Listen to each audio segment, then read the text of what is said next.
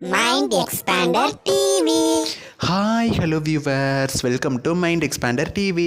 ஆடுகளம் serial ரசிகர்கள் நேற்றுலேருந்தே கேட்க ஆரம்பிச்சிட்டிங்க. ஆடுகளம் சீரியலோட launch week TRP என்ன அப்படின்னு சொல்லி. நானுமே தமிழ் நியூ இயர் இருக்கிறதுனால இந்த வாரம் டிஆர்பி இன்றைக்கி வராது, நாளைக்கு தான் வரும் அப்படின்னு நினச்சேன். பட் இன்றைக்கே பார்த்திங்கன்னா தமிழ் டிஆர்பி எல்லாமே ரிலீஸ் ஆயிடுச்சு. தமிழ் மட்டும் இல்லை, எல்லா லாங்குவேஜும் ரிலீஸ் ஆயிடுச்சு. ஆடுகளம் சீரியலோட லான்ச் வீக் டிஆர்பி கேட்டிருந்தீங்க. ஸோ அதுவுமே ரிலீஸ் ஆயிருக்கு. ஸோ அதை பற்றி தான் அவங்க கூட ஷேர் பண்ண வந்திருக்கேன். ஆக்சுவலாக வந்து ஐபிஎல் டைமில் பார்த்திங்கன்னா 10 மணி ஸ்லாட் ரொம்பவுமே ஒரு லேட் ப்ரைம் டைம் ஸ்லாட்டில் ஆடுகளம் சீரியல் லான்ச் பண்ணாங்க. 5க்கு மேலே வரது கஷ்டம் தான் அப்படிங்கிற மாதிரி இருந்துச்சு. இருந்தாலும் இந்த சீரியலுக்கு பார்த்திங்கன்னா ரொம்ப எதிர்பார்ப்பு இருந்துச்சு இல்லையா. ஒரு வருஷம் கிட்ட ஆயிடுச்சு ப்ரொமோ லான்ச் பண்ணியே. ஸோ கண்டிப்பாக 5+ மேலே டிஆர்பி வரும் அப்படின்னு சொல்லி எதிர்பார்த்தோம்.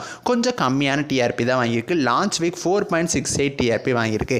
இது ரொம்ப கம்மி அப்படின்னு சொல்ல முடியாது. ஓரளவுக்கு ஒரு டீசெண்டான டிஆர்பி தான் 10 மணி லான்ச்சில். ஸ்டார்டிங்கே சீரியலை பார்த்திங்கன்னா நல்லா கொண்டு போக ஆரம்பிச்சிட்டாங்க. ஆல்சோ இந்த சீரியலில் சன் டிவி சேர்த்து கொலாபரேஷனோட எடுக்கிறதுனால கண்டிப்பாக டிஆர்பி போக போக இம்ப்ரூவ்மெண்ட் ஆயிரும். சன் டிவியுமே நிறைய ப்ரொமோஸ் போட்டு இந்த சீரியல் கண்டிப்பாக ப்ரொமோட் பண்ணுவாங்க. 5+க்கு மேலே டிஆர்பி கூடிய சீக்கிரமே வந்துடும். ஸோ கொஞ்சம் நம்ம அதுக்கு வெயிட் பண்ணி பார்க்கலாம். இப்படி ஐபிஎல் டைமில் லான்ச் பண்ணதுனால தான் இந்த அளவுக்கு டிஆர்பி கொஞ்சம் கம்மியாக பிடிச்சிருக்கு. ஒருவேளை ஐபிஎல் முடிஞ்சதுக்கப்புறம் 5+ வரதுக்கு ஹை சான்சஸ் இருக்குது. ஸோ இந்த டிஆர்பியை பற்றி உங்களோட கருத்துக்களை எனக்கு மறக்காமல் கமெண்ட் பண்ணுங்கள். நெக்ஸ்ட் வீடியோவில் நான் வந்து உங்களை மீட் பண்ணுறேன். தேங்க்ஸ் ஃபார் வாட்சிங்.